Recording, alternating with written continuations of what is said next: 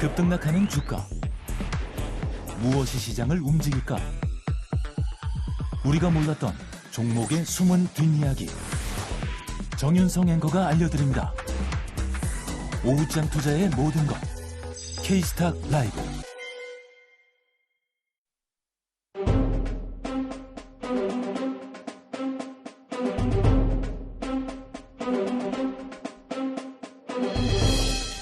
네, 오후장 인기 급상승하고 있는 종목을 통해서 시장 분위기 좀 더 자세하게 짚어보겠습니다. 프레스티지 경영전략연구소 반종민 소장, 와운의 전태진 파트너 나와주셨어요. 안녕하세요. 안녕하세요. 네, 두 분과 함께 바로 첫 번째 인급종부터 만나보겠습니다. 오늘은 좀 하락하는 종목들 중심으로 대응 전략을 종목별로 좀 세워볼까 하는데요. 오늘 좀 특징적으로 큰 낙폭을 보이고 있는 LS 일렉트릭 좀 대표적으로 전력주들에 대한 시각을 다시 한번 되짚어보도록 하겠습니다.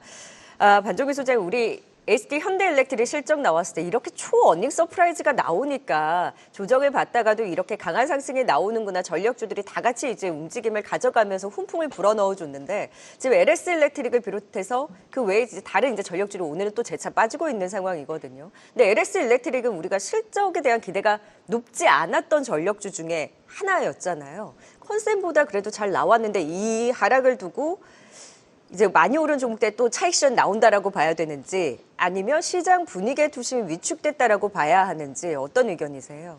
저는 개인적으로 시장의 분위기 때문에 좀 위축됐다라고 볼 수 있을 것 같고요. 첫 번째는 이러한 요인 때문에 그러는데, 이게 지금 실적이 발표된 이후로부터 지금 급락이 됐다는 것은 그 다음에 실적에 대해서 더 뛰어넘을 수 있을까? 이게 여기에 대한 좀 캐스천 마크가 달린 것이 아닌가라고 좀 볼 수 있는데요. 실적에 대해 살펴보니까는 뭐 전년 동기 대비 매출은 한 5.7% 감소를 했었고, 영업이익에 대해서는 4.5% 증가, 그리고 당기순이익이 감소를 했는데, 컨센 추정치에 대해서 영업이익이 26% 증가를 했기 때문에 개인적으로는 그렇게 뭐 문제가 있다거나 하지는 않는다라는 말씀 드립니다. 근데 역시나 제일 중요한 거는 앵커님께서도 말씀하셨던 HD 현대 일렉트릭만큼 시장에 굉장히 좀 많이 기대를 했던 것이 좀 주요 포인트가 되지 않았나라고 볼 수 있을 것 같고, 여기에 따라 심리적으로 좀 반영이 돼서 차익 실현이 좀 강하게 쏟아져 나왔다라고 보시면 될 것 같습니다.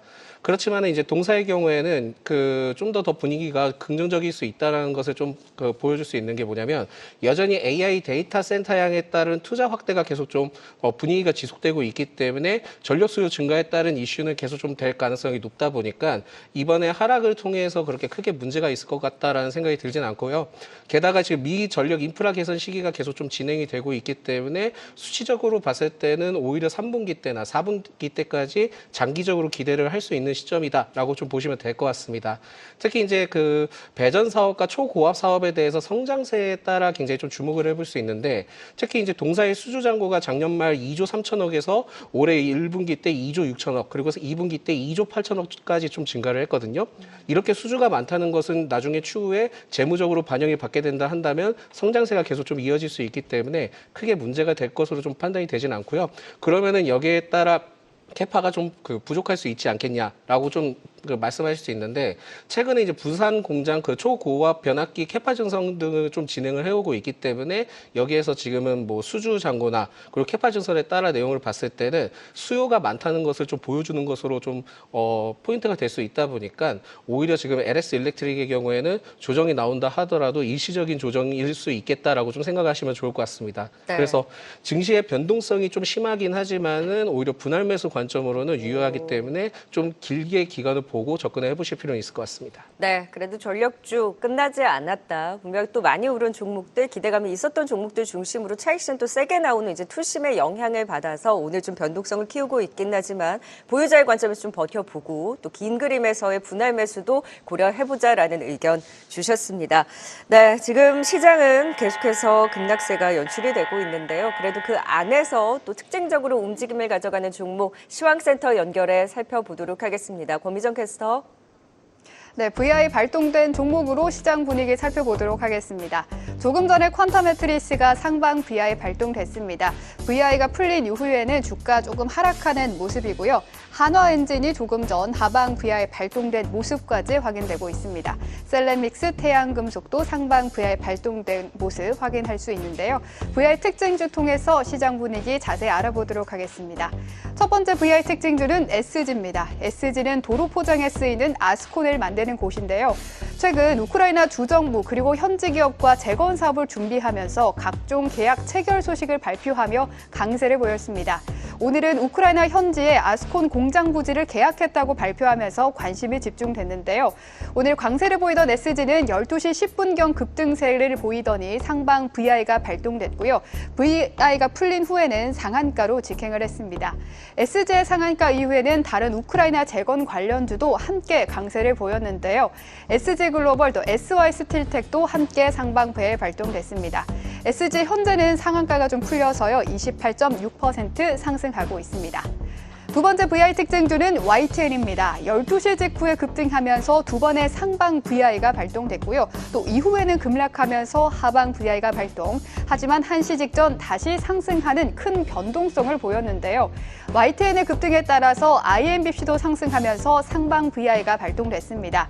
아직 YTN 상승에 대한 마땅한 이유가 시장에 밝혀지지 않았는데요. 장중 변동성이 크다는 점은 유의가 필요해 보입니다. YTN 현재 16% 상승하고 있습니다. 지금까지 VI 특징주 전해드렸습니다. 네, 계속해서 시장 분위기 대비 또 많이 빠지고 있는 종목에 대한 전략 이어가 보도록 하겠습니다. 다음 임급종 만나볼까요? 오늘 이제 자체적으로도 악재 뉴스가 있었던 두산그룹주, 네, 뭐 두산 밥캣도 오늘 실적이 나왔는데 실적 자체적으로도 좀 부진하기도 했고요.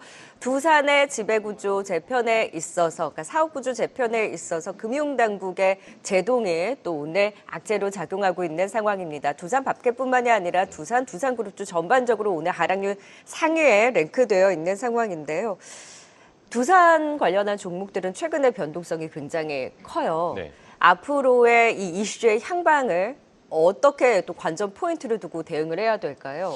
일단 두산마켓을 먼저 보자라고 한다면 저 개인적으로는 매수는 별로 메리트가 없다라고 말씀을 좀 드리고 싶어요. 두산 그룹주 전반적으로 같이 보면. 네네. 일단 뭐 근데 두산로보틱스라든지 이런 부분 장기성에 대한 부분들은 어떻게 보면 좀 좋은 기대감을 가져볼 수가 있겠습니다만 무조건 가장 큰 환경에서 본다라고 한다면 저는 지금 시장 자체가 약세를 보여주고 있는 상황에서 기술적 반등을 보여주고 있다. 그래서 저는 추가적으로 좀 더 약세 흐름을 유지가 되지 않을까라고 생각을 하고 있어서 일단 기본적으로 지금 시장은 좀 보수적으로 대응을 하셔야 되는 게 맞다라고 저는 판단을 하고 있고요. 두산마켓 같은 경우도 지금 최근에 계속 두산로보틱스와 이 합병에 대한 부분들 때문에 상당히 좀 말들이 많았습니다. 그리고 물론 오늘 실적 발표에 대한 부분들도 있었지만 지금 가장 큰 이유가 명분을 찾는다고 한다면 금감원에서 이 지금 합병에 대한 부분들을 제동을 걸었다라는 기사가 나왔거든요.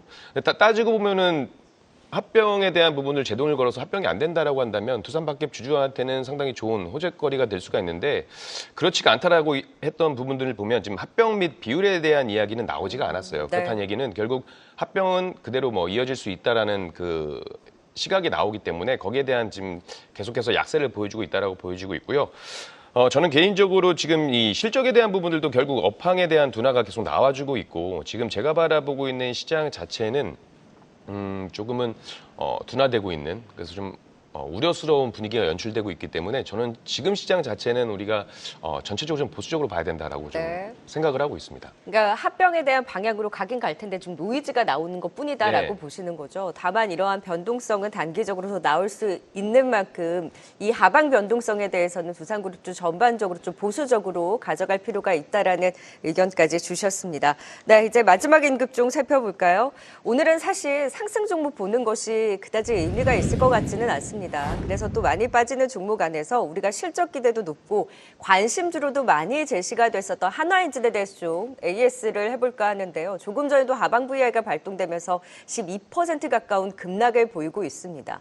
한화엔진이 사실 저희 임급종 후보로 제시해 주시고 나서 장대 양봉 나오고 승리 도장 받았던 종목이거든요. 근데 지금 이틀 사이에 이렇게 급락이 연속적으로 나오다 보니까 그 상승분은 거의 반납한 자리잖아요. 근데 실적 잘 나왔고 증권가에서도 목표가 계속 높게 잡으면서 긍정적인 시각이 나오는데 이렇게 변동성을 키운다라고 하면 보유자분들은 어떻게 대응을 하셔야 되는 걸까요? 일단 보유자분들은 좀 더 그 타이밍을 기다리셔야 될 것 같고요. 비중 축소에 대해서 오늘 시장의 분위기나 그 어닝 서프라이즈 내용들을 봤을 때는 꼭 굳이 비중 축소까지는 할 필요가 있을까라고 좀 생각이 듭니다. 그래서 일단 시간이 좀 더 걸릴 수 있겠지만은 해결이 될 것 같다라는 말씀을 먼저 드리겠습니다. 전 거래일 때 좀 시장 분위기를 동사에 대한 주가를 좀 파악을 해본다 하면은 오후 3시 25분경에 잠정 실적이 좀 공시가 됐습니다. 그러면서 그 실적에 대한 부분들을 봤을 때는 매출액이 51% 증가를 했고 전년 동기 대비, 그리고 영업이익이 436% 증가를 해서 매우 좋았거든요. 근데 이제 전기 대비 소폭 좀 감소를 했습니다. 소폭 감소를 했던 것에 따라 제가 보기에는 이게 좀 어느 정도 영향을 미쳤던 것으로 판단이 되고 있고, 그러면서 이제 장 종료 전 동시호가에서 하락 후 마이너스 6%로 마감이 됐었거든요. 그리고 오늘 장에서도 시장 영향도 일부 좀 있었긴 했지만은 어닝 서프라이즈가 결국 발생이 된다 하면은 그 다음 분기 때에 대한 기대감이 있어야 되는데 네. 여기에 대해서는 아직까지 좀 물음표가 있지 않나. 그래서 오늘 좀 하락세 그리고 차익 실현이 좀 강하게 나오는 것으로 판단이 됩니다. 그렇지만은 동사의 경우에는 2021년 이전 때 수주를 했던 저가 그 저가 물량에 대해서는 좀 어느 정도 해소가 됐던 부분들도 있고요. 22년 이후로부터 개선된 판가에 대한 수주 물량이 되고 있는 시점이기 때문에 실적 개선세에 대해서는 앞으로도 더 긍정적일 수 있기 때문에 지금에 대해서 하락에 대해서는 좀 너무 민감하게 받아들이기는 좀 다소 어려울 수는 있겠지만은 네. 그래도 때를 좀 기다려 보시는 것도 좋지 않을까라는 말씀드리겠고요. 2분기 때 그 신규 수주에 대해서 작년 연간 수주액에 대해서 52% 달성을 했고, 중국이 이제 뭐 카타르 1, 2차 프로젝트 수주에 따라 그 중국 쪽의 엔진 수주 잔고 비중이 좀 어느 정도 일부 있기 때문에 중장기적 관점을 봤을 때는 그렇게 나쁜 상황은 아니다라는 말씀드립니다. 그래서 중장기적인 매력도는 좀 여전하지만은 기존에 좀 보유하셨던 분들은 너무 많이 이제 떨어졌다 보니까 불안감은 좀 어느 정도 연출이 된 것 같은데, 아직까지는 좀 더 확인을 해봐야 되는 시점이 있다 보니까 무리하게 뭐 비중 축소를 하거나 그러실 필요는 없지 않나라는 말씀드리겠고요. 기술적으로 지금 현 구간만 좀 잘 버텨준다 하면은 오히려 좀 반등이 빠르게 나올 수 있다는 점도 체크를 하셔야 되는데, 여기에서 만약에 빠지게 된다 하면은 추가 조정 가능성도 좀 열려 있다라는 것도 말씀을 드리겠습니다. 그래서 기간을 두고 지금은 분할 매수 관점으로 신규 접근을 원하신다면은 분할 매수 관점으로 좀 접근이 가능할 것 같고요. 만약에 기존에 좀 보유하셨던 분들이 비중이 그렇게 크지 않다 하면은 추가 조정이 나왔을 때는 그때는 충분히 비중을 좀 더 싣고 가도 되지 않을까라는 말씀드립니다. 네, 한화 엔진에 대해서는 더 끌고 가보자. 오히려 조금 더 빠진다면 내가 더 비중을 확대할 수 있는 기회로 활용을 해보자라는 그래도 긍정 시그널 여전히 유지를 해 주셨습니다. 네, 이제 두 분의 미리 보는 임급종 후보를 제시하는 시간인데, 사실 오늘 선정 자체가 쉽지는 않으셨을 텐데 그래도 지난 임급종 후보로 제시해 주셨던 종목들 ST팜과 STX 엔진, 오늘 좀 변동성이 있기는 한데요. 그래도 STX 엔진이 그나마 좀 승리 도장을 가져가는 모습이고요. 자, 오늘의 종목도 좀 더 시장의 중심을 잡을 수 있는, 또 시장을 이겨낼 수 있는 종목이기를 바라봅니다. 자, 전태재인 파트너가 갖고 오신 종목 궁금한데요. 오늘 어떤 종목일지 바로 60초 들어갈게요. 네, 제가 말씀드릴 종목은 한국 BNC고요. 제약바이오 섹터에 있는 종목이다라고 보시면 될 것 같습니다. 물론 이제 제약바이오 섹터는 제가 하반기에 좀 주목을 해보자라고 말씀드렸던 부분들은 워낙에 많이 말씀드렸으니까 그 부분은 차치를 하고, 최근에 시장의 흐름을 보게 되면 결국 이제 이슈에 따른 모멘텀을 받는 종목들이 상당히 많이 움직이고 있거든요.